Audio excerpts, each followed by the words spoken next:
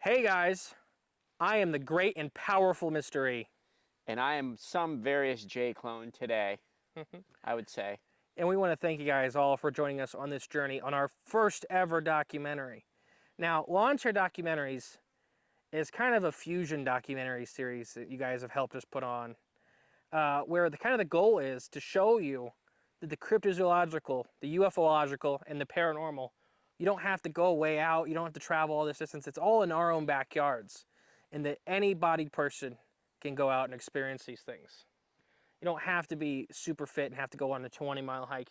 A lot of this stuff we're going to show you can do from a wheelchair, or you can do it with limited mobility.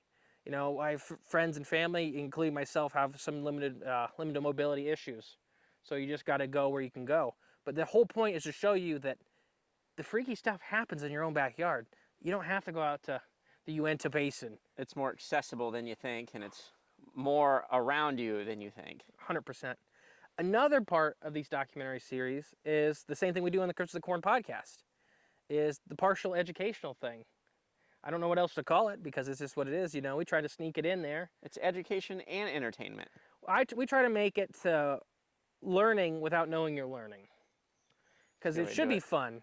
And we've heard from you guys on the podcast for about 1.5 years now about how much you enjoy that aspect of it. That you've several people have said they've learned more out of this podcast we do than they did all of high school, all of college, and stuff like that for their biology, because it's not a big nasty chunk of information. It's in there. It's fun. It's, you know, we're going, and that's what kind of the second part of this. And the third part is just to have fun.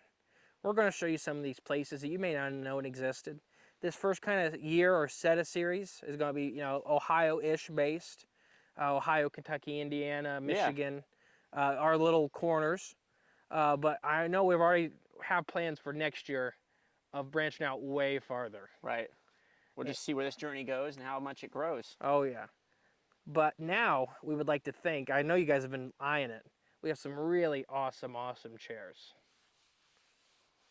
These are the stars of the lawn chair documentaries. Yeah, thank you. So we'll talk about these guys in a minute who gave us the chairs and all their information. But Kurt and Jackie, I love the chairs. But you'll see in this documentary later on that we've dragged these chairs to some pretty extreme places. And they're a little heavy for how we've dragged them. You're gonna, during this documentary, you guys will see these pictures and videos of us out in these places with these chairs and be like, how'd they get them out there? Yeah, it's gonna be quite the journey. Oh, now before we talk about the chairs, do you want to tell them a little bit about the topic? So, what you're gonna learn in this video today is the giant catfish of, are we just sticking into Ohio, correct? Well, North America, but yeah, we stay in Ohio. Right. So, yeah, basically overview giant catfish of North America, the legends, the lore behind it. But then places where you can go locally, mainly in Ohio for us, for our sakes, where you can find these things, where you can actually go to pull these out of the water or at least look for them. But that's the main goal of this whole video, is to get you educated on how big catfish can get, where to find them, and how to get to the spots where you can find them. We're also going to dive into some of the folklore around giant catfish around dams, for example. And we're also going to dive into some historic reports of truly monstrous North American catfish. We also have some guest stars in this documentary. One does beat me up here in a little bit, you will get to see. That's true. I think it's our first guest that's ever actually punched me. I guess it's not punch, hit me. We'll put it that way. Yeah. That's a good way, yeah. All right, now let's talk. So yeah, guys, let's talk about these chairs. Now, they were graciously donated to us by Kurt and Jackie, longtime friends of the show. Yep, thank you. We often call Kurt Chief Cornstalk. If you guys know who that is, like when we're at conferences and stuff like that, you know exactly who we're talking about. But Kurt and Jackie have supported us for a long time. They've given us all kinds of stuff, helped us out, helped us get into shows. They're great, amazing people. So the first website we're going to talk about is outdoorpolyfurniture.com. They help run that. That's their company. So that's where you can get these chairs. There's actually an exclusive discount code that's just a word for our listeners, our viewers, corn. Yep. If you go to their website, type in the word corn as your discount code, you'll get these at a, I don't know, what is it? I forget what percentage off, but you get a discount. You get a nice discount on these chairs, which they're very nice. They're high density polyethylene made. They're for all outdoor uses. They're good, you know, they're weather resistant, sun resistant, you know, up to a certain degree. And they have a, how many year warranty is it? A 20-year warranty. 20-year warranty. So you can't quite beat that. They fold up really nice. They're really well made, and we love them. That's what's crazy about it to me. They fold up. Yeah, they fold up. Because you've seen kind of similar chairs, maybe some other place or whatever, but they're such a pain to move. Right, yeah. These actually fold up like lawn chairs. It's crazy. I know you'll see it in videos later on where they're folded up. Right, yeah. But Kurt and Jackie also run, well, you can find these chairs at shopcarolina.com, but you can also find all of their other, they do all kinds of cryptid, Bigfoot themed stuff at youbigapes.com. You guys, I'm sure you've heard us mention You Big Apes before. They're a great company. And Kurt and Jackie make everything by hand. It's just... And that's the letter U and then Big Apes. And all in the description of this on YouTube and stuff like that, there'll be all of their links and all the discounts, all that stuff. And Kurt's number to contact him will actually be in this below. So if you have questions about the company or ordering these chairs, all that, yeah. They're also made in... Ohio. They're made in Millersburg, Ohio. Right, which is just northeast, kind of northeast central Ohio. If anybody's ever been to Amish country, Ohio, you've probably been through Millersburg. Right in the middle of Amish country, Ohio. Yeah. Which is an amazing, beautiful place to be if you've never been. Highly recommend going to visit Millersburg. We actually visited the town and picked these up. And we had a lot of fun. It's a good time. Yeah, we had a lot of fun. All right, are you ready to get into the documentary? Yeah, let's get this started. Let's find us some catfish. The jaws of freshwater North America. Oh, I thought there was one sneak up behind me. All right, guys, enjoy the show.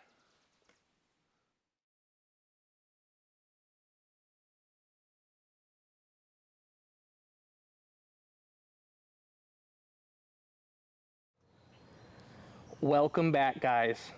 We're out here at the beautiful Indian Lake. Probably my favorite lake in all of Ohio, and that's saying something for a water guy. That is saying something. That's big news. So on this journey for giant catfish, this is our first actual stop. We're going to do some basic biology at this stop. We're going to talk about some of the three big guys for this kind of stuff. And then we have a special guest for you towards the tail end of this segment. But anything yet, Jay? I mean, the special guest, I'm looking forward to seeing him, analyzing him. He's going to beat the crap out of me. Probably, and I'm really looking forward to that. I think everybody at home is looking forward. That'll probably be the highlight reel that keeps getting replayed. Yeah. But no, so let's talk about Indian Lake first. This is an amazing lake. It's a shallow water lake here in northwest Ohio. It's closer to the central, between northwest and southwest. It's amazing. There's several large boat launches to use. Fairly easy access to get to. I mean, So that's what I was going to talk about. As far as any lake I've probably ever been at in the country, this has some of the most access for non-boaters. So you can fish at Moundwood, which is a park. You can park there. There's like the Island Park. There is, now I'm forgetting, Blackhawk. And then there's literally the whole southwest corner of the lake is nothing but parking lots and public drives. So this lake has tons and tons and tons of accessibility. I know we have some handicap listeners, and I know we have some other people that may have difficulties getting around. There is plenty of paved pavilions, and if you go over by the Pro Bass Shop, there's actually a handicap fishing pier. So there's a lot of opportunities here to actually take advantage of this resource. right. It's not just Jay's got ducks behind him trying to eat them. it's not just fishing, but it's recreational as well. If you want to bring jet skis or boats, or you hang out on the beach, even, it's a good time here. That's about all I do here, though. I mean, Just I've recreation. fished here since I was a little kid. This is our home lake. Speaking of kids, here maybe towards the end of the segment, we'll have somebody come on and talk about some youth programs here at the lake for kids. All right, you ready to get into it? Yeah. So what's our three guys we're talking about today? So the whole point of the giant catfish documentaries, this American folklore thing, is, I think some of the basis of it is that catfish get big. Catfish, like, especially for all of our game anglers, we have people that are big largemouth bass fans and such. I was in Arkansas, and kid you not, there was a guy trout lining for flatheads, and he was putting, I don't know if it's legal or not, he was putting largemouth bass on for bait on his trout line. okay. So they get large. But the three big guys, let's start with the little guy first. okay. So that's the channel catfish. So these guys are all Ictaluridae catfish. So that is our big family group here in North America. What's the scientific name, Jay? No, it's channel catfish. Now I got to look again. Yeah, Let's see here. I got to look on my notes. because you all pick on me for misreading scientific names like you guys can do any better at home. Polydictus olivaris. That's the channel catfish, not the flathead catfish. Oh, that's the flathead. You're right. Okay. Ictalurus punctatus. Punctatus, yeah. Punctatus. I don't So know. channel catfish are the smallest of the three big guys, so that's kind of, an oxymoron. World record is, I believe, right at 56 pounds. Some estimates put them being able to hit the 75-pound mark. These guys can live a considerable long time. These are your everywhere catfish, so these are really cool guys. These are open niche seekers. They will fill any niche available. Their digestive system is truly amazing. They'll eat whatever is present in the system. I keep looking over here, guys, because this is a rod set up for channel catfish. So we may get an extra surprise guest. Fingers crossed. Fingers crossed. But yes, these guys are found all over the Mississippi drainage, the Lake Erie drainage, and the Eastern Slope drainage. So what that means is pretty much that's their native range. They're pretty much native to most of North America besides out west. They are in all of North America, though, through people putting them in stocking ponds and such. So what these guys will take open niches. So what that means is in a system that's fully healthy, they will take that kind of bottom feeder scavenger role. In a system that's lacking some members, they'll actually start taking other niches. So I've been in ponds to where they're apex predators. They're not supposed to be apex predators, but they've taken that niche because there's nobody filling that role. So as a kid, we've caught them on swim baits and stuff like that. They'll chase down live fish. They'll hit bluegill. Like here at Indian Lake, I remember being little kids fishing with waxworms, and every once in a while getting like a channel cat, big channel cat on a waxworm, because they're not picky. They're literally opportunistic. That's why they're so successful all over North America. And later on, we're going to talk about the Ictaluridae family and why it's so successful as a whole. Who we got next, Jay? Let's do the next biggest one up. One you try to give. The flathead catfish. All right. Polydictus olivaris. Polydictis olivaris. So this is my personal favorite of the three because they're a lot more predatory than the other two. I have to look it up personally. I think it's 126 pounds is the world record. That's pretty big. Do you know where it was caught? Missouri, I believe, for that. 123 pounds. Pretty close. You guys, so unlike the podcast, you can actually see me grabbing the iPad to look. But no, so 123 pounds is the world record. Here at the very end of the documentary, though, you will hear how truly big these guys may have actually gotten in the 1800s. And why the 1800s, we'll talk all about that in the last segment of this show. But these guys are massive. Like I said, 123 pounds. My personal biggest is 75 pounds. Now is out of Arkansas, though. Here at Indian Lake has become probably the biggest hotspot for flathead catfish in Ohio. From my previous career, working as a fishery biologist, doing all these electrosurveys and stuff, I've never found a lake in the north, or a river in the north, that has the number of nice-sized flatheads in this lake. This is amazing habitat. So these guys get big. They have a very flat head. So literally, the name flathead catfish. They're also called shovel heads, mud cats, all kinds of stuff.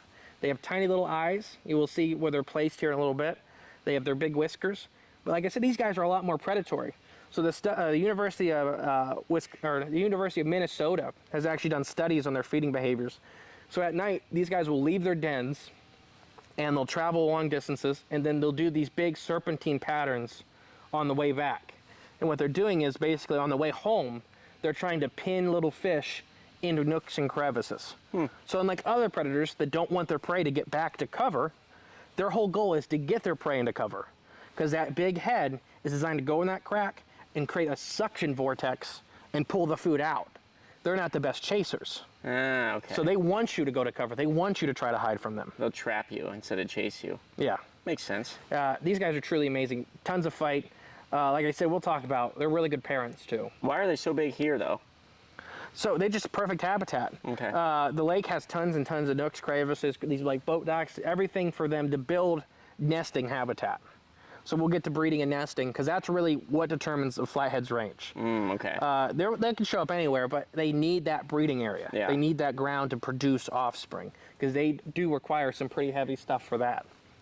Let's talk about the big boy. Blue cat? The blue cat. Is it like the blue whale of the catfish? Oh, before I move on to the blue cat, the flatheads, native to the Mississippi Great Lakes drainage, they've been transported all over North America and other countries. They're actually getting to be a problem in China right now, just like alligator gar are getting to be a problem and muskie are getting to be a problem in China. Really? Yeah, we have a lot of their fish are invasive here, a lot of our fish are invasive there. Haha. It's just a trade-off. But yeah, so they're native, and so to the blue cat, this is like you said, the blue whale or whatever. They look very, very similar to channels physically, except they have a lighter blue color. So male channels will actually turn purple. Male blue cats will actually turn this actual like bright blue color. Wow. So people, I can't tell you how many people have sent me a picture of a big channel cat that's in breeding color and be like, is this a blue cat? It's not. You'll see pictures, hopefully above us, of a channel and a blue cat. The channel cat, the easiest way to tell a channel from a blue cat is you look at the anal fin. So the anal fin of the blue cat has a nice, or the anal fin of the channel cat has a nice curved edge to it. It should be nice. It may be broken up and stuff like that. They fight, they pick at each other. A blue cat, though, will have a straight line anal fin. It'll look like you cut it with a pair of scissors. If you're questioning whether it's curved or not, it's a channel cat. You shouldn't ever look at a blue cat and be the anal fin on a blue cat and be, is that a channel? Yeah. It won't be like that. So there should be two pictures above us of the channel and the blue cat to really highlight those differences. If I'm good at editing. This is our first one once again, so we'll see. There may not be anything above our heads. Yeah. But the blue cats are just massive. I believe 156 is the world record, but they get bigger than that, or 100% they get bigger than that. That's just kind of what people say. These guys are Mississippi drainage natives. They weren't normally, well, some biologists argue about this fact. Most biologists believe they weren't found out of the Mississippi River drainage. These are big river species. They don't do well in reservoirs. They don't do really well in lakes unless there's a lot of moving water. These are your monsters. They need moving water to help them breathe. They need space, and then they eat absolutely everything. These are your garbage cans, which I still love eating them personally, but they are not picky. They will eat a live, healthy fish. They will eat rotting fish. When we were fishing for them in Mississippi, we would literally go under processing plants. And they will sit there and just engulf that water coming out of that meat processing plant. Oh, I bet. If water stinks, they stink, but they're just happy and they get massive. If you ever go to Bass Pro, you'll see like sometimes there'll be blue cats on display. A lot of times they're really overweight channels. Blue cats get like that in nature though, where they get the big fat storage on they don't have shoulders, but where you would call their shoulders. Looks like they're on steroids. Yeah. Yeah. Literally, we pulled them out of hoop nets in Arkansas, and they just look disgusting in the wild. Don't they have one of those up in the Bass Pro and up at Toledo? I think those are all channels in there. Okay. So channels will get like that in captivity. Gotcha. Channels and blue cats are much more closely related than the flathead is to either one of those. I forgot to check the anal fin. Did you say the blue cat's scientific name though? I did not. Do you want me to attempt it? Yeah. All right. You guys, everybody at home picks on me for saying them. Ictolorus furcatus? Ictolorus furcatus? Sure. All right. Ictolorids. So the Ictoloridae as a family is super, super successful. They've literally taken over. The channel cat is the one example. The blue cat and then the flathead are the other examples. They have occupied so many niches in North America. Whether it's apex predator like the flathead, whether it's this universal cleaning machine like the blue cat, or it's this species like the channel, they can just fill every available niche in the absence.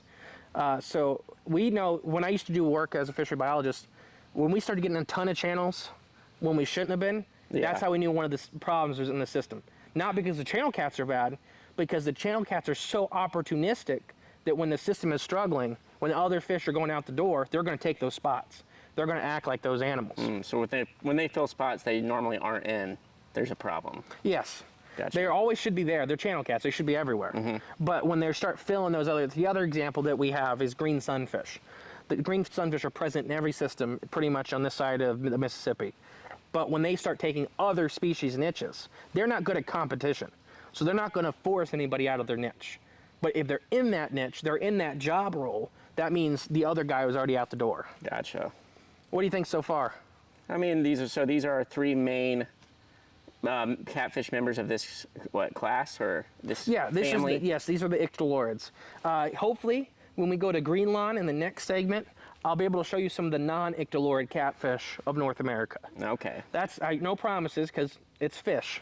You know, no guarantee they show up on time. So these are going to be the three that we're working on. That can grow to be monsters. Monsters, truly monstrous in size. Okay. So what do you think? How big, like well, he said, the top one is 156. We're going to, like, the end segment will be when we cover some really historic records. Yeah, well, I mean, we'll go over the historic, I mean, because I know they were bigger than that, for sure, but let's see if we can Jeremy Wade us something by the end of this show and get a monster. So maybe toss me out there. We'll see. I may have something surprise for tomorrow. Oh. Tomorrow to us, next segment for you guys. Maybe we'll have you swim along the Scioto River with the big hook tied to you. Okay, like Steve-O from Wild Boys. Like Steve-O from Wild Boys. I'm just waiting for that rod to just... That's why I keep looking. It's a bait. It's a live bait runner, so it should click. Click, okay. So let's talk about the breeding. Ooh. So this is something that the Ictolorids, that probably why they're so successful in North America, are one of the big factors. Not just ironclad stomachs. They're good breeders? They're good parents. Mm. So we'll talk about the flatheads last, but all three build dens. They build holes. So right off the rip, that's already one big benefit. That unlike everybody's seen sunfish where they build the open bold nest. Yeah. Predators can still get to them very easy.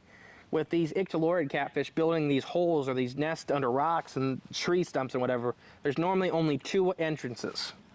So mom and dad can both have their heads plug in those entrances. Gotcha. So right there, if you're a little fish trying to steal eggs or babies, that's a big issue right there.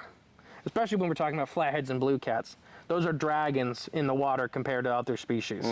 So to get past them right then and there is already hard. Flatheads and blue cats, though, their eggs require quite a lot of oxygen. Unlike the channel cats. The channel cats can handle really low DO for their eggs. Each member of those have done a different thing to help them get over it. So the blue cat has been less advantageous, has not evolved as much as the flathead for this proud. That's why the blue cat range is so limited. They need clean, silt-free water with high oxygen and high water flow to hatch their eggs. What do they do with their eggs then? So they lay their eggs in these holes, in these tubes, basically. Think of it as like a tube. Water comes in one end, goes out the other. They need that moving water over their eggs, but they're still in the hole with their kids, protecting them. Flatheads, though, how can a flathead live in Indian Lake where the DO may get a little lower? They still require a high DO for being that big, especially their eggs. That was a good guess. No. The male will spend the entire time they're incubating fanning the eggs. Fanning? So he'll take his anal fin and his tail fin and make water rush over his eggs to keep them oxygenated and keep them clean. Is that why it's rounded? No. Oh, okay. Better fan. Better fan. No, but it's what they do. They sit there and they fan their tails and keep their eggs clean. But the problem with that is, now that hole's not being guarded as well. Right. Because dad has to keep the oxygen flowing over the eggs. So stuff like the other catfish, like bullheads, for example, will get in their nest and eat a whole bunch of eggs really, really fast. Right. So a lot of flathead fishermen will actually use bullhead catfish for bait. I used to use them. Funny thing is, when a flathead catfish stops for a bullhead, normally it doesn't eat them like it will other bait. It crushes them really hard because it's that genetic knowledge of like, this thing is one of our biggest egg predators. Right. Keep in mind, the bullhead is that big, and this flathead you'll see in a little bit. A little bit bigger. Yeah, and they kill them out of spite, pretty much. The flatheads kill the bull out of spite? Yeah. Okay. Catfish breeding is also kind of aggressive. So the males build the nest, all three species. Females can select males, like so flatheads kind of do it both ways, where they'll kind of partner off. So flatheads will all kind of it's not hibernation for catfish, but hibernate essentially together in these big piles by size. And then during that spring, they'll separate together sometimes. If they don't separate with a partner, the male will build this den. He will forcibly grab a female and drag her into the den. So some people catch catfish, channel cats, blue cats, or flathead cats, and you see these big scrapes and scars and stuff on their backs or on their heads or whatever. That's from them selecting mates. Okay. People are like, some try to eat this catfish. Well, yes and no. It's be like, no, I want you to come in the den with me. Yeah. Let's make babies. Aggressive. Yeah. So that's why they're really, really good parents. This is part of their success. Okay. Any questions so far, Jay? I mean, it's all pretty informative, straightforward. I don't got any questions standing out other than I don't want to be part of one of those mating rituals. I don't know. I've seen you. I'm not into back scratching like that. The last thing we'll talk about before we get into the actual guest we have on the show is undetermined growth rate and undetermined size class. These are two genetic markers that all three of the big ichdolorids have. So undetermined growth rate, that means that unlike mammals and some reptiles and such, they don't have a determined growth rate per year, per class, whatever. Even in mammals, that's affected by food. But in these catfish, they have undetermined growth rate, which means when they have available food, they'll keep growing.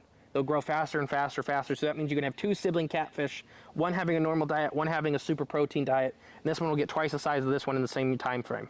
Gotcha. But not be overweight. Its body's able to grow faster, faster, faster, faster with available food.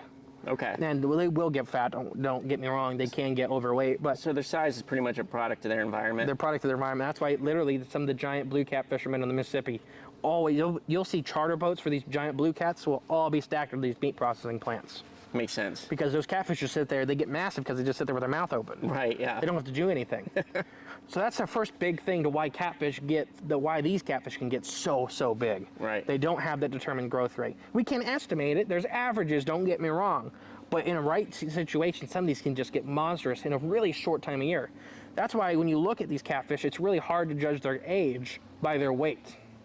You can have some that are been really struggling situations and be smaller and be 3 times older than the one that's twice their weight. Right, because generally with fish, and it's their weight and their size is, you can pretty much guess how old the fish is for the most part. Generally, like Majority. stuff like largemouth bass are a lot easier and stuff. Game fish like that are a lot easier. Pike and stuff. Yeah. Things I'm used to catching. Walleye. Like pike are on point. Like you can pretty much tell. I can tell you how old a pike is by the length, by the half inch. Wow. Because there's age classes. Yeah. I can tell you if it's a male and female. Basically, so a 2-year pike will be 21 inches if it's a male and 23 inches if it's a female.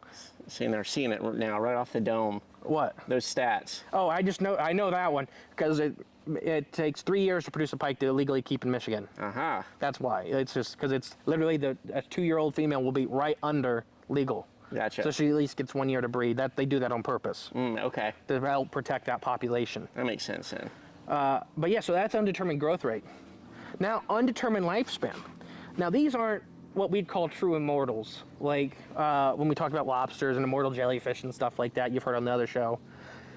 These guys do have undetermined lifespan, though. That means they will keep getting older and will keep getting older. Their bodies don't break down as fast as other fish in their same size class. Most time, these guys die of disease, they die of stomach infections, and they die of parasites. Most big old catfish die of stress and parasites.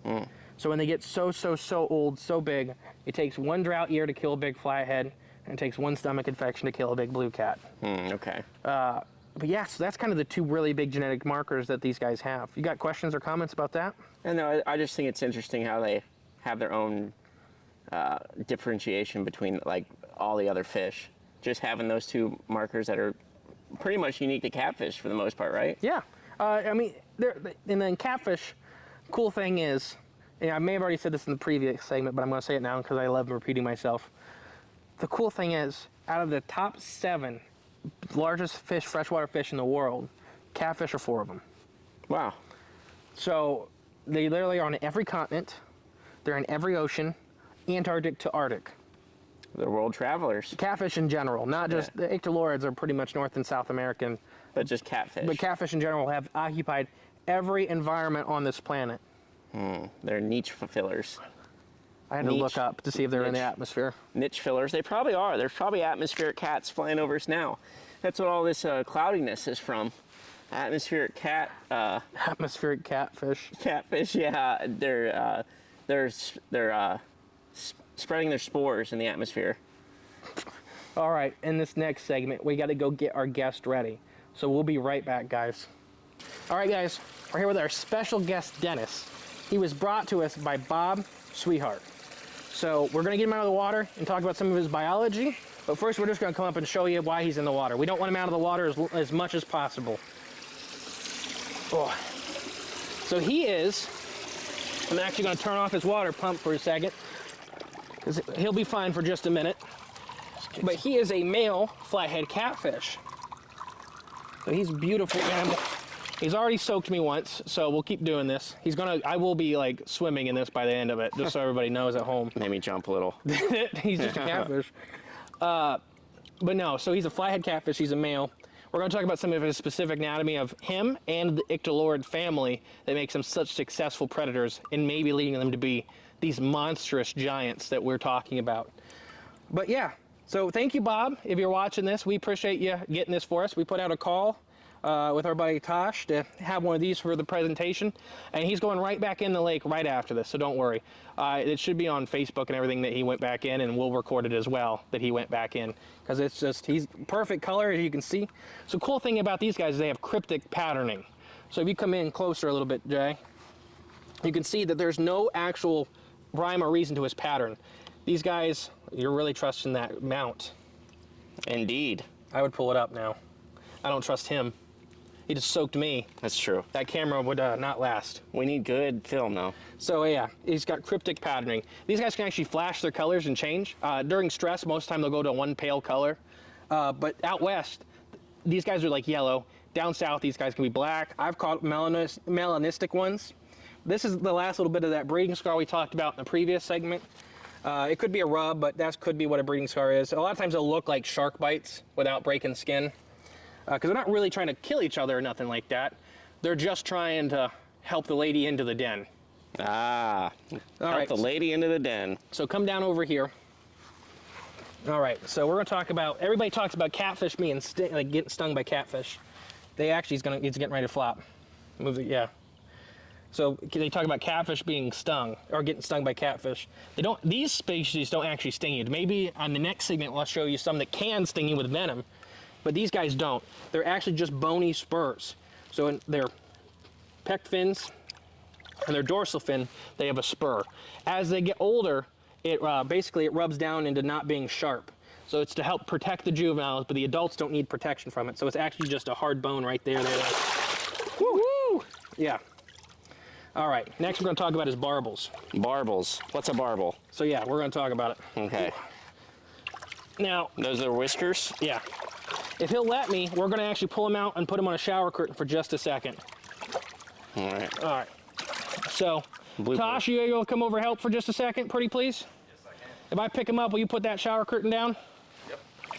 All right. Okay.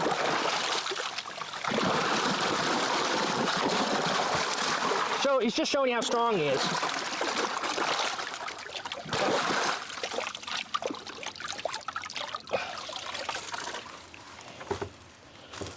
All right. So we'll see if that works. So I'm pinching his tail. A guy in the fish hatchery told me that's how you do it to get him to calm down. I don't know if I fully believe it, but we gotta be quick. So these are barbels. He's got a whole bunch of them. These are both taste buds and noses. Each one of these has 38,000 roughly taste buds per square inch. So that's a lot of taste buds. They also detect smell. Why they have an array of them is to help pinpoint where the smell is. So these big guys kind of like give a general idea, like smells this way, smells this way. These little guys also have nerve endings in them, so they help determine where the individual food is. Now come over here real quick. This big line you see running down them, that's an actual organ. That's called a lateral line. That helps them sense pressure in the water and help determine both prey and predator from that. Follow it with your finger in just so you can really see it. 'Cause it's Right hard. there. On flatheads, it's really hard. You can see it more on channel cats and some other smaller species. But on these guys, they get so big that it's hard to see. But yeah, and you see little eyes. They're not hunting by sight most likely, or most of the time. But here's that spine again. See, it's nothing. You can't even get poked by it anymore. It's so wore down. But yeah. So it's a little fish. You got to worry about the spines. All right, let's put him back in the tank, and then the next scene should be him going home. But yeah, there you go. Big old monster. And look at those teeth. He has gripping pads, not actual teeth. All right, everybody at home. Dennis is going back to the lake. He was perfect for us. He beat me up, just like all you guys wanted to see. I'm soaked down to everything. So that's why everybody wanted to watch. So Dennis is going to go back in the lake. I'm going to try to put him back in as gently as possible, but he's already beat me up a bunch. So we're going to go from that. So there's Dennis the Flathead one more time. So long, Dennis. All right, now back up. There we go. Oh, okay. Let's get Dennis back in his See home. you, Dennis. Wait, let's get focused. There we go. Now we're Are focused. you good? Yep, we are He's good. getting ready to kick the crap out of me. All right, see you, Dennis. Strong takeoff. He's fine. Jeez. All right. All right, guys. The next segment, we're going to be talking more about some biology and some really interesting stuff. All right, we'll see you. All right, guys. We're back. The amazing and famous Tosh has actually set up this whole scene for us that you guys have just watched. He orchestrated getting the catfish for us. He orchestrated the property to film. So we are really, really thankful for Tosh. But Tosh also does a lot of other work besides what he just did for us. So he's going to give him the chance to plug all of his amazing groups and tell us a little more about Indian Lake itself. Well, thank you very much, man. How y'all doing today? My name is Tosh Collins. Like they said in the beginning, welcome to Indian Lake. Here on Indian Lake, we're roughly 5,500 gallons of water, 5,500 acres of water. We are at the front of our lake. We have a PK Weir spillway. There's 43 miles of shoreline for Indian Lake, and we boast some of the most state parks, public property essentially, there is for almost any lake in Ohio. I would bet at least double. Oh yeah, so you have Post Office Island State Park, you have Cranetown and Pew Island, same state park, Moundwood, you have the whole Southwest Bank like you mentioned before, you have Black Hawk, Chippewa, you have the Giant State Park, and then almost on every island, because there's a bunch of islands and a bunch of peninsulas, there's always a public water access. Isn't it Fox Island one though? Fox Island, I remember yes. doing that. Fox Island is also one, and Oldfield Beach is the other beach. I forget about Oldfield all the time. Even though we fish it, just like you forget to tell people because there's that big sign for it. Yep, and then you also have Paradise Point. And as we keep going, I mean, there's that much public shoreline to fish. As far as any lake I've ever been at, I've been at a few, this has some of the most public shoreline of any of them I've ever been at, because lakes just get eaten by housing stuff. Yeah. But this lake's done a pretty good job, and I don't really... Why do you think it's ended up like this? Well, for the longest time, it was the history of Indian Lake is very vast. We had an amusement park. We were Kings Island of Ohio. Al Capone was supposedly had a house here. I don't doubt it. There's lots of lake lore that go around here, but I think the reason we stayed so small and underdeveloped was we were really just more like a hillbilly heaven, and it really didn't get mainstream until about the last 10 years ago. I agree. So, and that's to say in our lifetimes. Now you go back to the 40s and 50s, it was mainstream, but everybody it was just being developed at that point. So the Bassmaster Classic used to host, I can't remember, it was the right before the finale or the actual finale here. They hosted something here. I'm not a bass guy. 1986 is the year. Don Godekunst, my uncle Don, he won it. He won Bassmaster of Ohio, and I think he took third in national that year. Nice. The only reason I know that is because I have his trophy. I have his tackle box too. Nice. From that year. But he won it here because he lived on the lake. Yep. It's probably one of the most scenic lakes that I've been to in all of Ohio. It's a 4-season lake. We fish all year round. We ice fish. You mean you were out ice fishing? Snowmobiles. It's a 4 seasons lake. We're shallow enough to where it's very learnable for beginners, but deep enough to have decent sized flathead. Yeah. Oh yeah. And then so talk about some of your groups that you do amazing work with. So one of the things I run and started 7 years ago, it's just a little Facebook group, but we have turned it into an actual business. You can look it up, Indian Lake Ohio Fishing Reports or Indian Lake Fishing Reports. Basically, I just do lives out here. This is kind of where I hang out and live. When I'm not working, I'm usually out here doing something. Another thing we do is the Indian Lake Flathead tournaments, which as the Flathead there, we host tournaments that get at least 100 people, can up to 500 people. Some very big Flathead tournaments that I host up here with my group of cat crew guys. And then also with the same group of guys, we do the Junior Anglers of Ohio here, which it's a program that we take kids out as much as we can. We have a once a month meeting, 12 months out of the year. Something to do with fishing, giving some aspect with fishing. Just last week we did boater safety. And we get them out of the house, and then outside of the 1 month visit, we bring them over here to fish, and we meet up with them around places to fish, and we put fishing gear in their hands. One of the things that me and my group has always believed is angling is not just a sport. It's actually a way it's a religion. It's a way to live life by. You come across problems in your life just like you come across problems catching that bass. I 100% agree. I have never felt more closer to God than getting out that early morning, like on the lake, and just that peace of mind, that time to really think and reflect. It's not about the fish. It's like you're saying, it's a whole other thing. It's like meditation, it's like therapy, it's like going to the doctors. Fresh lake air. I'm very lucky to have this, and it's something that I think everybody should get out and do is 100%. Go fishing and find that little bit of peacefulness and find that little bit of heaven. And even if it's on 1 day a week, it'll reset your whole vibe. 100%. Yep. And then if anybody has kids in Ohio or around the surrounding area, how would they get into? So you can look up the League of Ohio Sportsmen Foundation. They have a website. It's called Junior Anglers. We also co-host a coonskin. Both of them are for kids. One's for fishing, one's for hunting. So you just look up League of Ohio Sportsmen Foundation. You can Google that or Facebook it, and then there'll be a tab somewhere, Junior Anglers. And you follow through. It's $25 a year for their first year, $50 a year for every year afterwards, and kids walk away with 10 times that in fishing gear. Oh, 100%. I helped you guys with a little ice fishing thing we did. Yeah. And you guys loaded them up with safety gear. Yeah, we ice picks, cleats, anything safety. When it comes to summertime, as many rods as we can get them, because bluegill rods don't catch flatheads.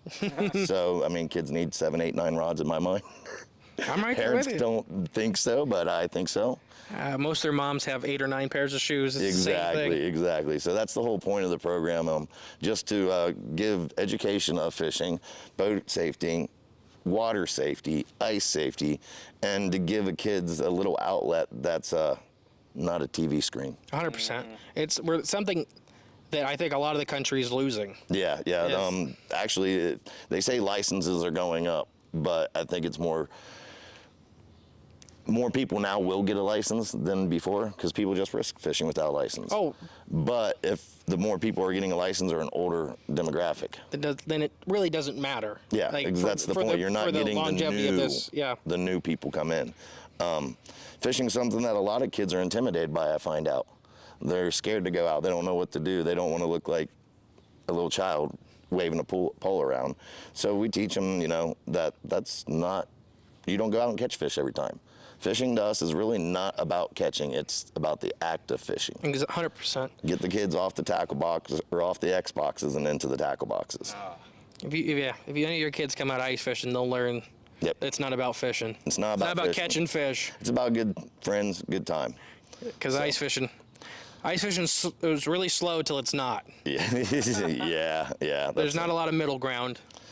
Yeah, but that's pretty much what we do with Indian Lake here at the fishing groups. And by all means, anybody ever come out to Indian Lake, just look me up on Facebook. We'll put you on fish. Awesome. Thank you again, Tosh, for doing all this, organizing this for us. Hey, I couldn't have done it without my awesome group, Bob Sweetheart from the group. Thank you, Bob. Yep. I couldn't. Mad Cat's Rods, all the sponsorships and the neighbors and good friends that allow me to do this. So I couldn't do it without my awesome team. Community. It's not just me. It's an awesome community. All right, guys. We'll see you in the next scene. Bye.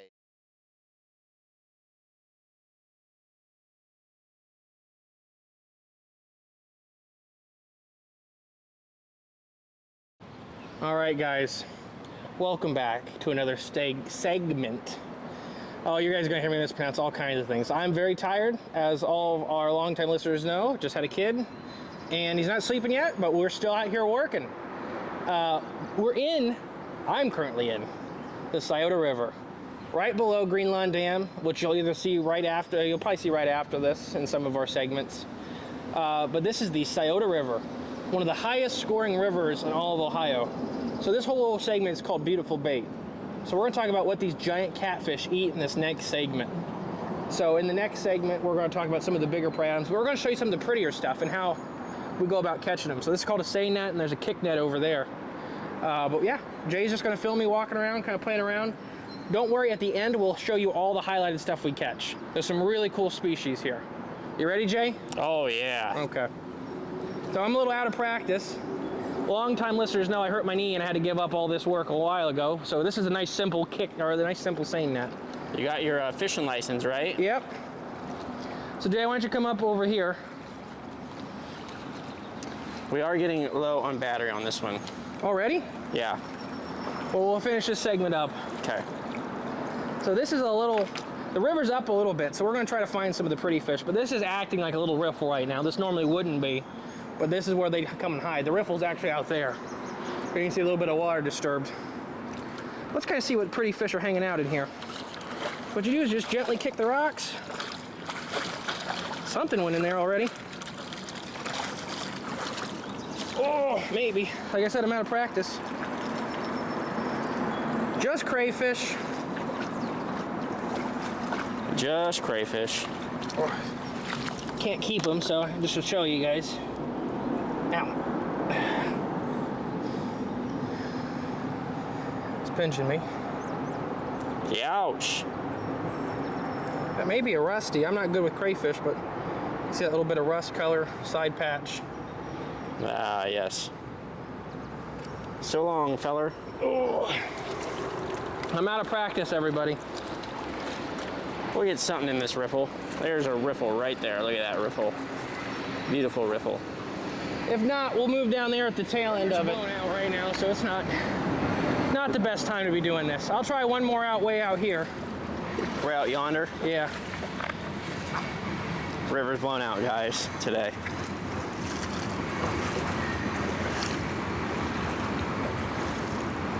But we can capture some beautiful little bumblebees. Just there, grazing on these wildflowers. Having a good old time.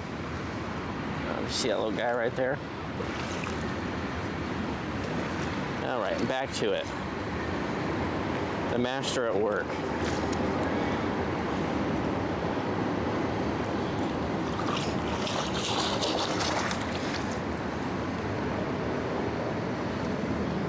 And nothing. Let's try this spot.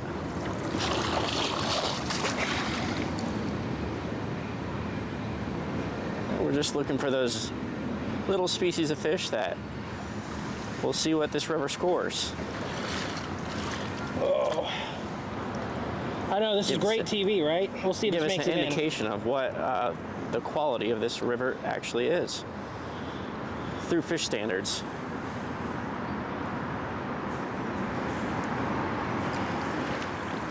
Because as the fish I just threw back was a baby spotted bass. Not allowed to keep it out of a net, not allowed to put it in the bucket. Aha. A lot of regulations when it comes to wildlife and fish in general. And we're back with the expert fishermen coaxing these unsuspecting fish into the net. This is how it's done.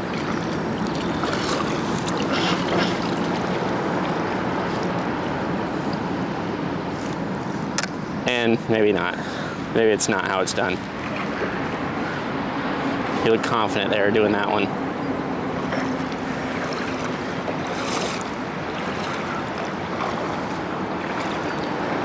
It's like a bear, just looking for them salmon crossing, picking his moment, picking his spot. Can't zoom in anymore, but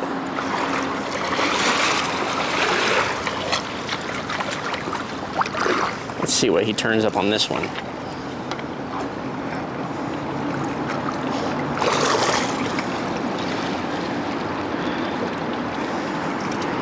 Nothing. All right. We'll show off what we caught, but we'll probably end up scrapping this one. And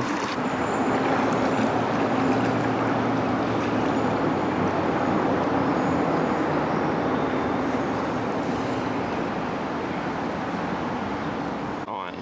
All right, let's go over what we caught. There's only a handful of species that we were allowed to keep. It's right there. Okay, what we got here? All right, let me get somebody more cooperative. So that is a spot fin shiner, little guy. It's hard to show their defining characteristics. When they're that small. Yeah. So, what are you asking? So what's this mean when you see these fish? You want a lot of diversity. So So those are both spot fins. I know, it's pitiful. We'll do a better job. That's actually a golden shiner. That's a whole different thing, I believe. Wow. I know, they look the same. Now this is the coolest fish probably in this bucket. All right, let's see what you got here. So this is a baby buffalo. A buffalo, what's that mean? This is one of the largest fish species in Ohio. Wow. And that's a baby. How do you know that's what it is? So they look really similar to goldfish. They have a frontward facing mouth, so it's a big mouth buffalo. Except the goldfish have a hard spine in their pec and their pec and dorsal fins like a catfish. Okay. But buffalo do not. Wow. There's stone rollers in here too if I can get one. All right. So here you go. This is a central stone roller. If you look underneath, they have a U-shaped mouth, like a little horseshoe. But yeah, they get pretty big. Those are vegetarians. Nice. If this doesn't make it in, we'll have a more exciting one later. There's not many here. Okay. So first off, we're apologizing for all the noise. Hopefully this isn't too disturbing. But we're out here in the Scioto River at Green Lawn Dam. Literally in the Scioto River. In the Scioto River. We've got a couple poles out behind us. We'll see if anything bites while we're out here. I have my double hat on, I forgot. Double hat. Oh gosh, I'm glad that's on film. Because you always doubt that you actually did the double hat thing. But you do it all the time. Double hat. Anyways, we're out on the Scioto River, Green Lawn Dam. The Scioto River scores excellent all the way up to Green Lawn Dam. You'll see some B-roll footage of the dam itself. But no, this is the Scioto River. This is probably, of the inland rivers, the biggest and most healthiest rivers of Ohio. So basically this scores the highest out of any of them. Basically it means it scores excellent all the way up to this point. Then the dam is where it starts scoring lower, and that's because of the dam. So if the dam wasn't there, it would score up excellent all the way through Columbus. But we're going to talk about some of these big river habitats and what these fish are doing, what they're using for cover, and what they're eating. So somewhere in this documentary, you'll see a scene called Beautiful Bait. And that's going to show you all the little fish and all the little animals that these catfish are eating become so giant. Of course, they do eat super large meals. We know some professional flathead fishermen that have used pound baits to catch 30-pound catfish. Pound baits? Pounds, like a couple pounds. We used a whole carp one time and caught one. Dang, how big was the carp? Carp was probably 2 pounds, and the catfish was probably 10 pounds. Dang. So they'll do that, you know, they'll eat something that's close to their own size. But yeah, most of these guys are gonna be feeding on like the sunfish, the shad, the buffalo, the suckers. So suckers they're not carp. People call them carp suckers and such, but their suckers are one of the more important parts of the environment. They're mostly insectivores, but they're super large insectivores. And they're a good prey species for all of our large game, even muskellunge, alligator gar, and especially these giant catfish we're talking about in this documentary. But what makes it special?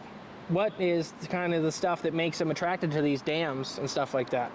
Well, we'll get into that. You got any ideas, Jay? What makes them attracted to these spots? These dam sites. So where these giant rivers, why do catfish attract to the dams? Because most of the time, species are pushed away from dams. I was going to say, it's kind of a dead-end stop. It's easy to trap fish, or it's easy to hunt, or, you know, that's the first collect food. So basically, yeah, they're using these to push bait fish towards, because it's a big concrete wall. They're using it to their advantage. It does congregate some species because it's overturning the water above it, turning up nutrients. The second real big thing is the amount of injured prey. Well, anything that's hurt, struggling, whatever, is probably going to get pushed over that dam. Then as it falls over the dam, it's either going to die or be even more hurt and struggling. So it's just easy food availability. So there's more options for prey. Makes sense. The other one is habitat, this artificial substrate. So dams often come with associations of big like chunks of concrete, rocks, and then they create these swift pockets of current, as you're kind of seeing behind us over here, to where this thing is like, it's channelizing, it's cutting in. So it's creating this nice, deep, swift current right below this riffle system. So that's good habitat. That's deep, cool water for these guys to hang out in during the day. That's why you see most fishermen will kind of pull up beside them and cast into them during the day. At night, they'll come into the shallow waters to feed. Giant catfish aren't the only thing calling the Asida River home. A couple years ago, we had the first recorded alligator gar back to Ohio in about 180 years. Where at? Right down here. Right down the river from us? Like literally the Scioto River right down that way. Right past Circleville. Then there's also lake sturgeon are in here too. Wow. So monster sturgeon. We had one roll up right under the boat.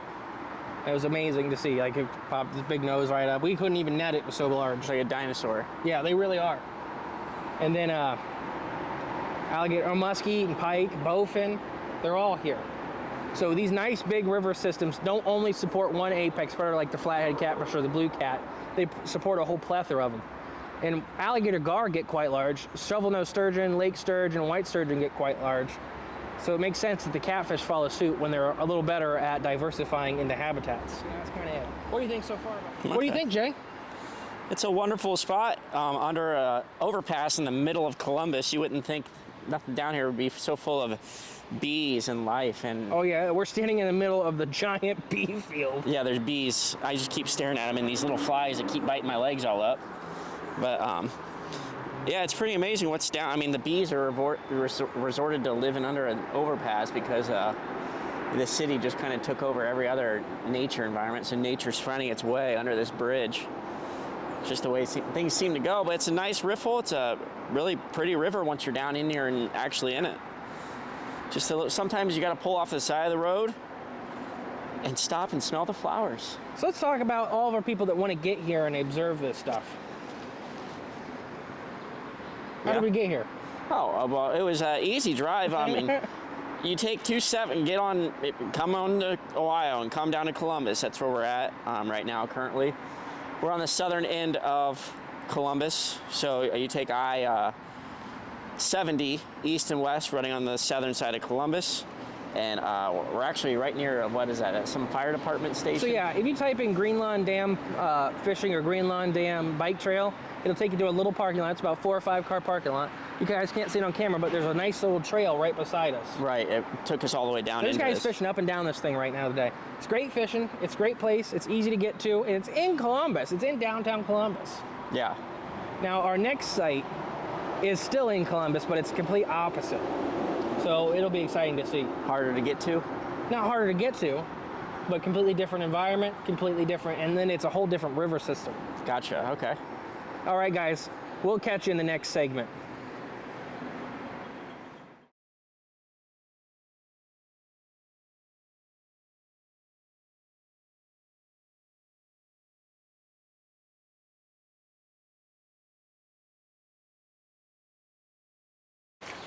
Recording? Correct. All right. We're going for these root rod habitats and beautiful bait. Where are we? We're in the Big Darby. No, we're not. We're in the Big Walnut. I lied. I get confused easily. Come on. Expert fisherman, collecting specimens. Nothing big. Nothing big. So yes, we're in the Big Darby River, you said? Big Walnut. Big Walnut River. Oh, yeah, Big Walnut.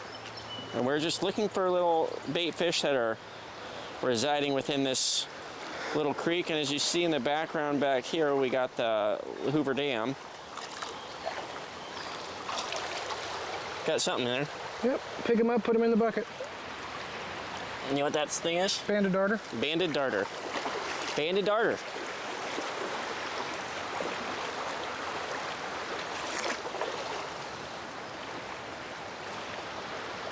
Is that 3 banded darters? Yep, come on. My toes are like frozen. It's not that bad. I cannot fit that because I can't feel them. This is good for your feet anyways. I believe it. It's probably good for the whole body. Me and Zach would just come down here on our lunch break some days and just sit in the water. Just, yeah. All right, here we go.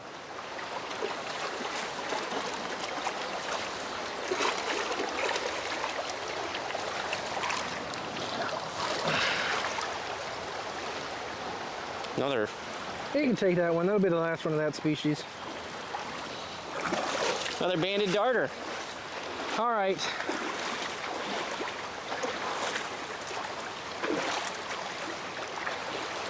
Here, bring the camera down here. This is a little deeper, just so you know. So my shorts are really gonna get wet? Yeah, oh yeah.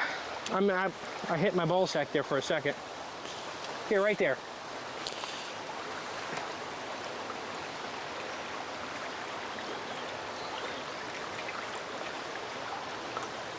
Okay, we're trying for mad toms. So go in the front of this tree. Okay, we're looking for mad toms. Mm-hmm. Got some of them at home. There's river chubs in here too, and bluehead chubs. Are you allowed to keep mad toms in cap? Okay. Then yes, everything besides, there's a couple state protected ones. Ooh, there's something in my shoe. Please don't be a mad tom. I was gonna say, they will get in your shoes like this. Okay, so just start stirring stuff up? Yep, get into the bank too. Like in that root mat. Yeah. Flip some of those, those big rocks, get in there. Dang, it's too big. Get really into that root. Whoa! Yeah, you're gonna end up in the net. Yep. Come on, you gotta get all the way to the lip. I went to the lip. Come on, go. Oh gosh. All right, let's see. I'm falling in.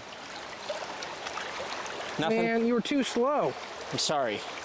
There's a crayfish in there right now, though, a big one. Yeah, there's always a crayfish in the net. Just saying, careful with him. Why? Because I don't want him to... Try right here. All right, go fast, go fast.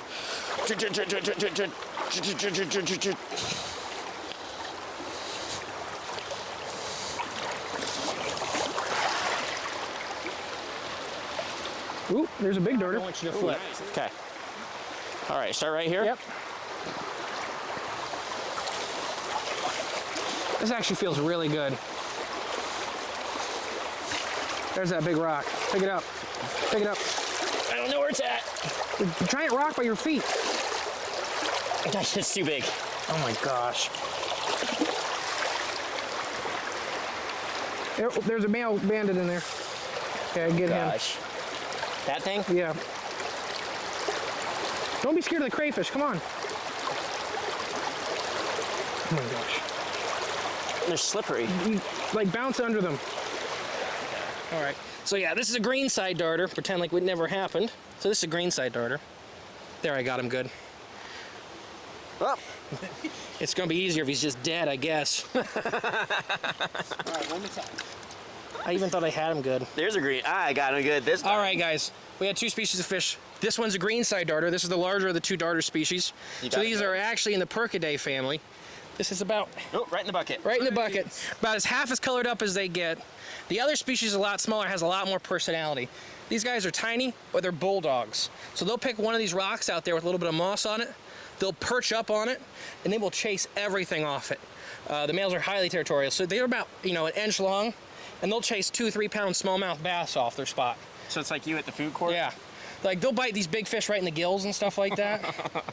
So we got a whole bunch of those, but let me see if I can find a nice, colorful male for you.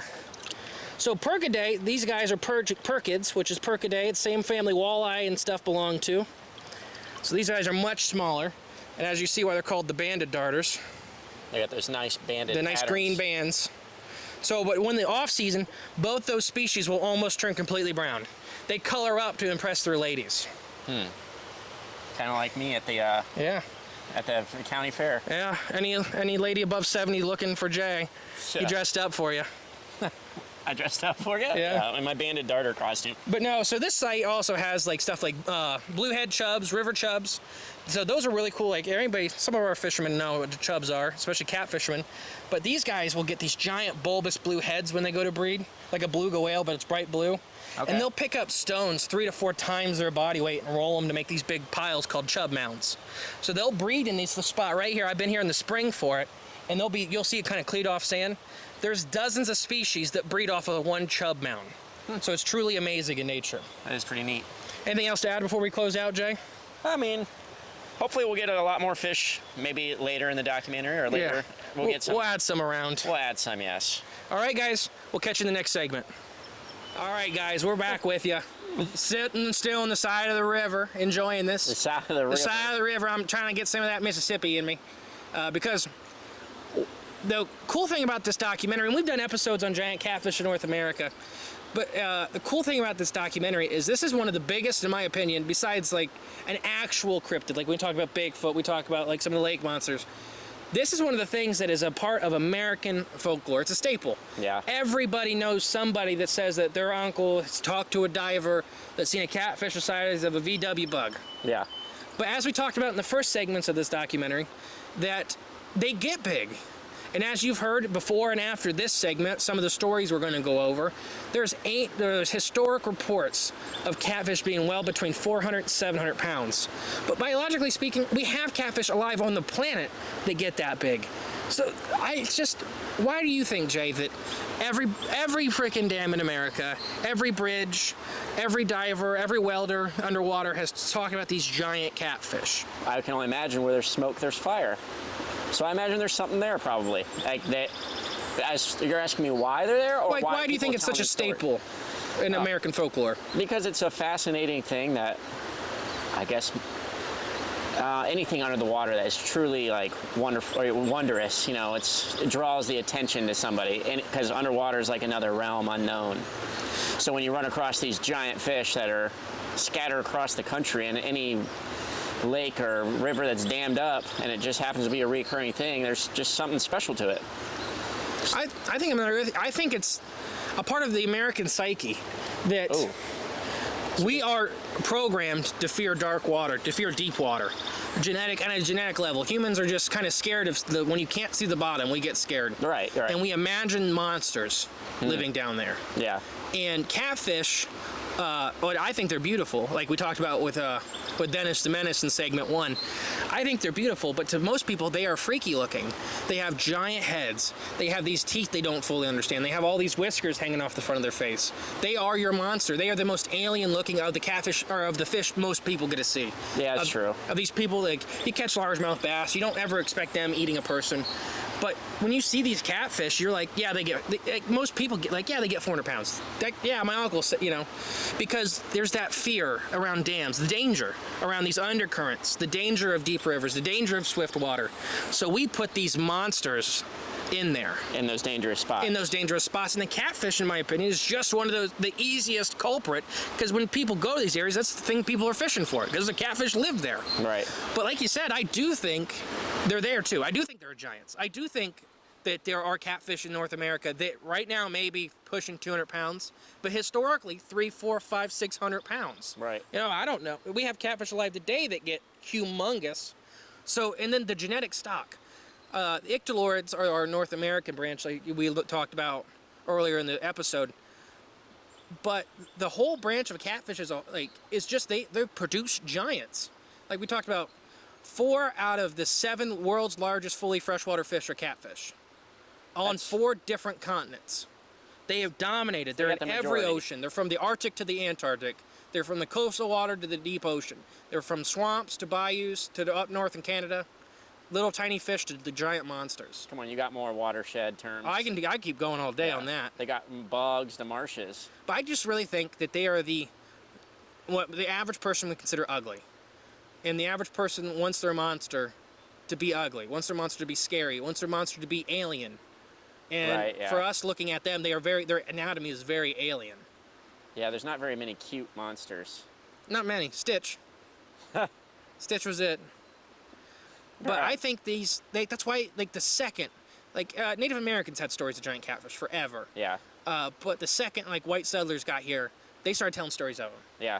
And there are several catfish species in Europe, but they don't get huge. They don't get monstrous.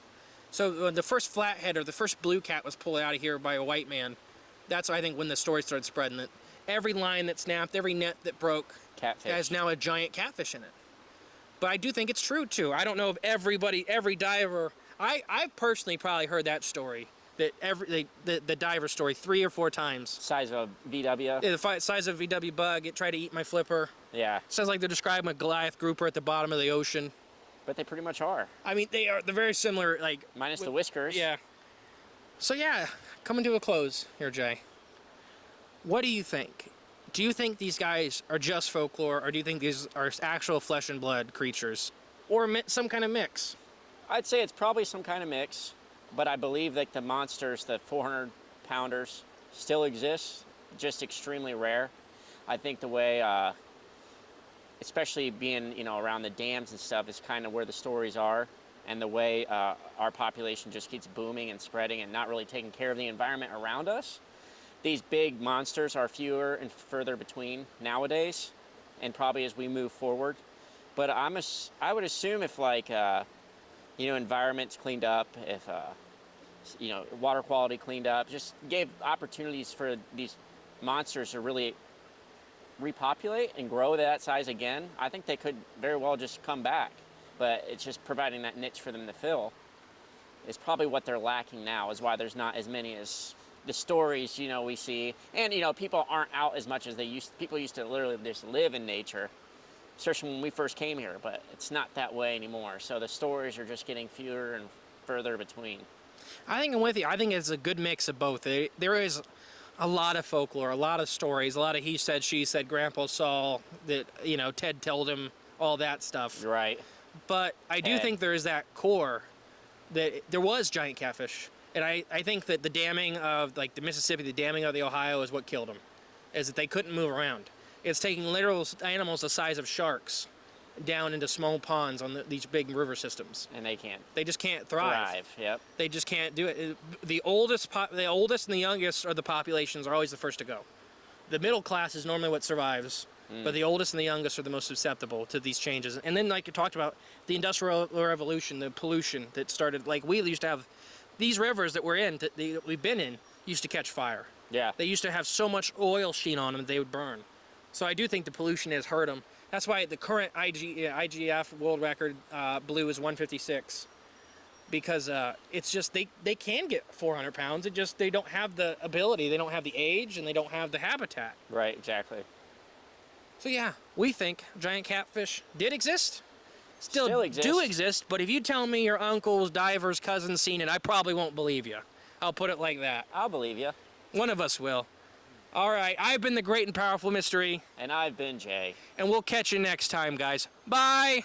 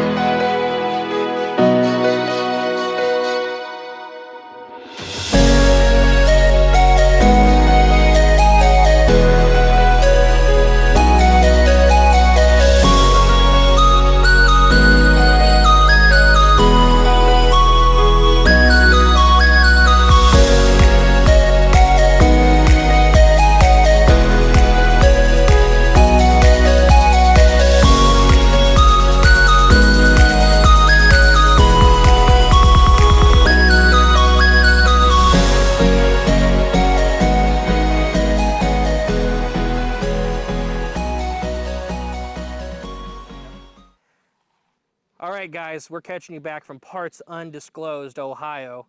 I am the great and powerful mystery, as you've all heard tonight. And I'm still Jay. Just Jay. Jay. We ripped out the original for you guys for this special occasion. No, we hope you enjoyed. That was our first attempt at a documentary. You know, it's a work in progress, just like with podcasting, you know. The equipment is not the problem because you guys have graciously paid for really, really nice equipment. Yeah. It's us learning how to use the equipment and getting better. So we hope that this was a great enough taste for you to keep coming back for the next one and the next one. And we're already started work. By the time you hear this, guys, or see this, we're probably already on the third or fourth one. Gosh, you move too fast. You move too fast. No, I don't. That's how we've grown. Oh, I know. Nationally and internationally ranked podcast sensation, Cryptids of the Corn. The world don't stop turning. World don't stop, baby girl. No, so we really hope you guys enjoyed this. Any constructive criticism or feedbacks, we'd greatly appreciate. You can email us at cryptozoologypodcast.com or cryptozoologypodcast@gmail.com or cryptozoologypodcast.com. Either one will take you to our stuff. And then the comment section below. Yeah, like, share, subscribe. Please, yeah, and then that helps, and, you know, share it with everybody. Ring that bell. Ring that bell. Ring it. Ring it. And remember where you can get your furniture at the beginning. We talked about it. All the links for that will be below. But we just wanted to take a second and thank all the Patreon, or not all the Patreon backers, all of the Kickstarter backers. Yes, because if you're new to this, this was all backed by Kickstarter campaign that we started, and thankfully to all you guys that have listened, that donated. You killed it. Yeah, helped us. You made this happen. 100% made this happen. So we'll start with our top tier donations. All right. So we'll start with Stephanie Strange. Oh, you skipped one. Oh, at the very, very top. But yeah, so. Okay, we'll start with Stephanie Strange. But thank you, Stephanie. Our highest donor was Preston Tourette. So thank you, Preston. His last name is just like the disease. Yes, it is. That's how because I always say, like, people ask, like, what's your last name? I'm like, England. And then I have to go, like, the country. Right, yeah. Because there's Angleland. I've seen that. I haven't seen that name for forever, but I seen it when I was a little kid. So I would say like the country, and he always does like the disease. Like the disease. No, Preston has been a long-time listener, long-time friend of the show, one of our Georgia boys. Yeah. I could give out his address. I actually almost know it by heart now. We've mailed him so much stuff. Yeah, let's say that maybe for the next one. But no, thank you, Preston, so much for your gracious donation. Yep, big time thank you. And now to the rest, Stephanie Strange. Stephanie's a newer member to our show as the time of recording this. New friend of the show, correct. But we've had so much fun with Stephanie. We appreciate her donation, but she's supported us on pretty much across all platforms. Mm-hmm. So thank you, Stephanie. David Spall. David, thank you so much. We appreciate you. You just want me to rapid fire some of these? Don't rapid fire. Let's take a minute. John Knight. Oh, so Johnny Knight. He's our Michigan boy. Okay. You may see him in one of our winter documentaries this year we're working on. All right. So yeah, he's agreed to come help us, mainly just carry stuff out on the ice and carry stuff back in. Okay, some grunt work. Yeah, because we actually have I'll spoil some stuff since we're talking. We're kind of ending this like we end our podcast. We're just having fun. Okay. So, for one of the future winter documentaries, a personal friend of mine had an encounter with an ice fishing ghost that he didn't know about, and he had the encounter, and they came back and told us, and we're all like freaking out. So the only guy that didn't know about the ghost is the guy that had the encounter. Oh, wow. And we won't spoil like the legend and the lore because it's gonna be a really fun video. And it's one of actually my favorite places to fish. It is one of the hardest lakes to fish in Michigan, but that makes it so much more rewarding when you get on the fish. That's right, yeah. So now, what's our next name? Let's hear Kimberly Baker. Kimberly, thank you so much. We graciously appreciate you. Very much so. I believe, if I'm not mistaken, Kimberly was the first one to like notice that we hit the goal. And just like, congratulations, guys, all that stuff, way before I knew, because I think I got emails saying somebody was like posting stuff on That's awesome. the Kickstarter. Thank you, Kimberly. Thank you. Next, Todd Meredith. Todd. Our friend Todd. Now, he's an Ohio boy. That's right. He's literally came to pretty much every conference that we've been at in Ohio. Just about. Every live show. Todd got our first ever Cryptids of the Corn sweatshirt. Sweatshirt, correct. And sorry if I don't have special stories for all you guys, but we will eventually. Yeah, we're making memories every day. Yep. Robert Troball. Robert, this is Bob. Bob, okay. Mushroom Bob. Mushroom Bob, yeah. No, Bob's our Oklahoma boy. That's right. Oh, thank you, Bob. Bob supported us on all kinds of stuff too. Bob's been around for quite a minute. Yeah, then he's fun in the Discord. Bob is movie night guy. All right. Me and him have that same love for that B and C class horror movies from the 40s, 50s, 60s, 70s. Good old Bob. Yeah. I think Bob was one of the first ones to ever call me out in the podcast for picking on like the older generation. That's right. I do remember that. We Yeah. got an email, right? Yeah. Good for you, Bob. Good. I need it. I need it. Next will be Rachel Nightingale. Okay. Rachel. Thank you, Rachel. No, so Rachel has helped us run our booth. Rachel, we met Rachel and Sean at Ohio Bigfoot Conference. How Big for our first conference ever. Yeah. We had like 30 listeners. We were having so much fun. They hung out. Now they've ran our booths for us. They've done all kinds of stuff. They've been to all kinds of conferences all over the country with us. We've become really good friends. Oh, yeah. So thank you, Rachel. Big thank you. Next, our friend Mark Ripperger. Ripper. The Ripper. Give him the rip. So Ripping it with Mark. Mark's about the same way that he's gone to the conferences with us, like across the country. Mark's made this hat for me. Oh, yeah. You're wearing one of Mark's hats. There you go, Mark. There's your free plug. It'll be featured in the documentary, hidden in a scene It's or two. in there. Actually, I think 2 of them have made it in. So you just got to keep an eye out for Mark's hats and the scenes. So if you need a nice hat, Mark Ripperger, we'll get you the hookup with him. Let's see here. Next, there was just one. A couple of these are just one name. Emma. We have a donation by Emma. That would be my wife. Oh, she's Emma. Mm-hmm. Oh, okay. Well, there. E-M-M, like E or A? Yeah. Yeah. Oh, well. Okay. Well, thank you, Emily. Thank you, Emily. Andrew Utrecht. He's a new friend of the show. Yeah, right when we got started is when Andrew kind of, like doing this thing. Yeah. Is when Andrew kind of hopped on board. And we've had so much fun with him on the Patreon Discord. On hanging out. Facebook. He's one of our truck driver lovers. Yeah. Like, we have a lot of truck driver listeners, and we appreciate you guys so much. But I get it, truck drivers are on the road constantly. Listen to podcasts. Mm-hmm. Oh, yeah, what else are you going to do? Thank you, Andrew. Thank you, Andrew, so much. Oh, next is our bird watching friend from the East Coast, Ralph Green. Ralph Green, what? The third. Oh, yeah, Ralph Green the third. I don't know if it would let him not put it in or if he doesn't. You know it's illegal in California? You're not allowed to be the third? Why? Because it gets too confusing for their records. Oh, their records. I may be wrong on that. I'm on camera. I may be wrong, but I heard that on a podcast I like recently. Well, let's see if it's real or not. We'll have to so send Ralph to California. Ralph's just got engaged. Congratulations, Ralph. Around recording this, Yeah. This will come out like 3 months after we recorded it, so. Either way, thank you, Ralph. Congratulations. Enjoy watching them birds. All right, next will be Lori. Lori? Oh, yeah. And Leslie. I don't know if they're together or not, but they're right beside each other. Did I mess up? No, there's one above the other, but it's just one names. Let me see it. Let's just do Lori. Lori? Yeah. I'll read a couple of them anyways. Okay. Till the names get too hard. Where were we at? Lori. So yeah, just. Oh, no, those are different people. Okay. Lori is one. So thank you. It's Lori from Faith Folk. Oh, Faithful Lori. Okay, so she was just on our podcast not too long ago by the time we're recording this. So, and season 3, you can find Lori's episode talking about. Is it in season 3? Yeah. Okay. Talking about Fae folk. Wasn't that long ago.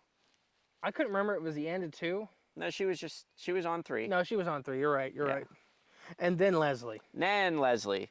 Thank you, Leslie, so much. Yes, thank you, Leslie. I don't know do I know Leslie? Now, there's a couple Leslies we know. Okay, so we don't know exactly which one it is. That's the problem with some of these is there's no last name. Yeah. So it's really hard for me to connect to like who it is. Either way, we want to thank all of you. All right. Now you can take back over at the next after Leslie. Okay, after Leslie, we got our good friend and author, Michael Thompson. Thank you, Michael. Thank you, Michael. Apples make Michael's legs not work. That's true. If he eats an apple, his legs will break. Well, let's not disclose that too much about Michael. We've already blasted it on the podcast. I know. Oh, okay. No, Michael's an author. Yeah.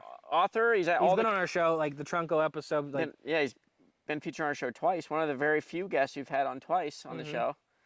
We love hanging out with Michael. He's actually coming as of recording this in a couple weeks to hang out with us at the house. Yeah. So see you soon, Michael. Yeah. We may even bring you back here to record something.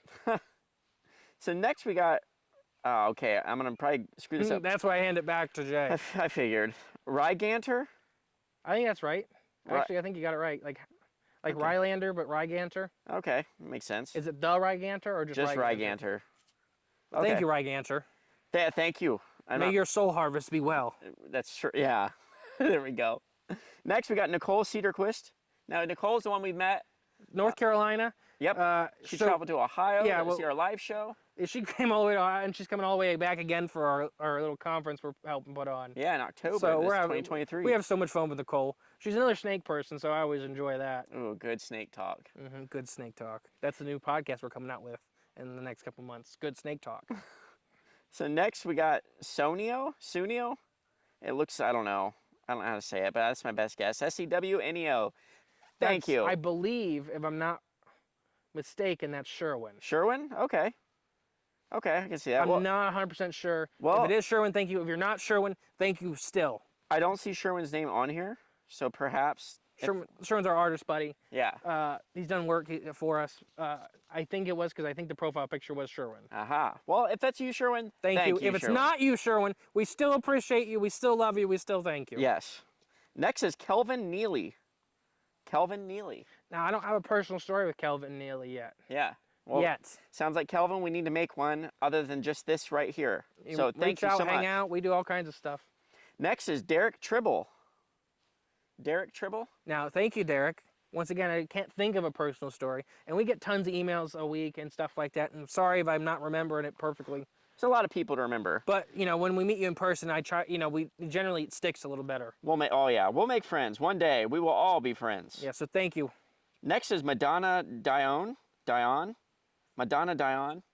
That's what I'm going with. Thank you, Madonna. Madonna. Again, we don't know Madonna, but Nothing. Thank you, Madonna. thank you. Thank you for supporting us. I mean, so much. Very much appreciated. Next, now this guy, Tom, the coolest and most handsome, is his name on here. Now, look down the list real quick and see if that's the only Tom. There's another Tom Sorbitz. Okay, never mind. So, Tom, the coolest and most handsome, whoever you are, thank you. It made me laugh when that came across, because it's weird how the emails come, it's like Kickstarter donation alert. From Tom. Tom, the coolest and most handsome, and I thought it was like I thought it was like a Just a gag? like not a gag, like a gag or like a oh, now I'm forgetting the word. Signature? No, see, this is like what you guys get with the podcast. Yeah. You just get to see me actually talking with my hands. Yeah. No, like a ripoff, like somebody Gimmick? trying to get you money out of you. Gotcha. Okay. Okay. It really confused me. Tom, the coolest and most handsome, thank you. Ow, I don't know what that bug was. I don't know, but if you guys get noticed, there's bugs There's and tons flies of bugs. flying all around us and bothering us. I can't wait to film this winter. Gosh, I know, no more bugs. Just the wind. Okay, next we got Mark Trollinger. Trollinger? Yeah. Mark. I feel like we've talked to Mark We've before. talked to Mark. Okay. Thank you, Mark, so much. I think he's been on our Facebook a few times. Oh yeah, we've talked to Mark. That's like all over. Yeah. Okay. Thank you, Mark. Next, Jessica, I'm going to butcher your last name. Apollonio? So yeah, Jess, Patreon member. Yep.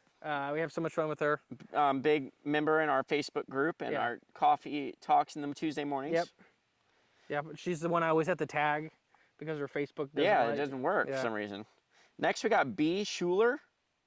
B. Schuler. The letter B. Schuler. So Thank you, B. Schuler. whoever B. Schuler is, thank you so you much. be rocking. You be. Next is Tom Sorbitz. Now Tom's an Australian. Okay. So Or Tom Sorbitz. We've had so much fun with him. All that stuff. He's been a long time Patreon member. Australia. Him and Dale are one of our first Patreon members from Australia. Like it was Dale first, then Tom right after. Okay. They helped us get into the Australian market and stuff like that for all kinds of cool stuff. But no, Tom was the one that held up the payout the longest. Gotcha. So I just picked on him about that because it was being weird with it being from Australia and all this stuff. Yeah. And it was like, it says one payment pending. It was like Tom. Tom's. So I messaged him. I was screwing with him. Next we got, thank you, Tom. Thank you, Tom. All the way from Australia. Tell them kangaroos we said hi. And camels. And camels. The largest invasive camel, or the largest population of camels in the world is in Australia. Oh my, that's another episode. It is actually. Next we got Randy. Are you feeling Randy? Am I Austin Powers? Yeah, baby. No, thank you, Randy. Yeah, thank you, Randy. Not sure which Randy that could be, but Is it no last name? no last name. Okay. Thank So- you, Randy. Just Randy. Next we got Kimberly Helsel. Thank you, Kimberly. I don't know if I'm saying that right. But yeah, thank you, Kimberly. You have to comment and stuff more so we can get to know you a little bit. Next is Sergey Kocherkan. I don't know. It looks I don't know, Russian or something. Thank you, Sergey. I don't know Sergey either, Thank you, Sergey. but he donated a little bit, so we're saying your name on here. Another thanks to my personal friend, Beth Ruth Beath. Thank you to you for all your help on this documentary, which was none. So thank you. And then the last thing, the Creative Fund by Backer Kit. Oh yeah. Donated So, $1 to get the backer going, I guess. yeah.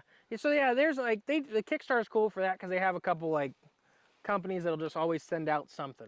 Gotcha. Like if you're in this category, so we were documentary, comedy, and nature is our 2 subcategories. Gotcha. Believe me, there's a lot of comedy. I'm sure you guys just seen. Like for example, I think my butt crack made an appearance like 8 times. Sorry about that, guys. And I wasn't the one filming it; it was Jay. So You can't. I don't know what you want to do with that information. There's not enough to blur out. I'm like potato shaped, so pants don't like to stay on. You can either blur out the whole screen or just film the sky. Well, we'll see how good I am at editing. Yeah. But no, thank you guys so much. This documentary was so much fun, and we're already looking forward to the next ones. Oh yeah, we definitely are. We got a lot coming down the pipe, I guess, but we got a lot of things planned. I think we only have like 9 more documentaries scheduled We have a lot of leads, that's for sure. for the next year. I think we got 9 total. So it's going to be a busy year. I hope you guys stick with us and There's going to be a lot this winter. keep following up with it and keep checking in on these documentaries. We'll keep you updated on the podcast.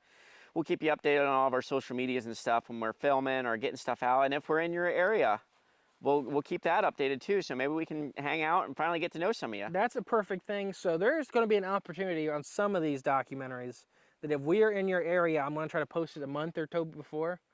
We want to do a listener hangout, kind of like a campfire thing at the end of some of these documentaries. That'd be fun. So that's going to be like, we're going to be say like, hey, we're at Salt Fork this week recording this documentary. If anybody wants to come hang out, we have a campfire ready. Yeah. That kind of such and all, so there will be, we want to include you guys, our community, as much as possible, because I think that's also another thing that we're real different from on a lot of podcasts, is we're hyper interactive with you guys, because you guys are what makes this all possible. Yep. So we want to hang out with you, we want to get to know you, we want to, I'm known for drinking, but it's just fun to get to know you guys. Yeah, we definitely like meeting new people, and that's probably been the funnest part of this whole podcast experience, is meeting some of you guys. So let's just keep it going. Yeah, I just heard a child scream. Ready. That's interesting. All right, guys, I have been the great and powerful Mystery!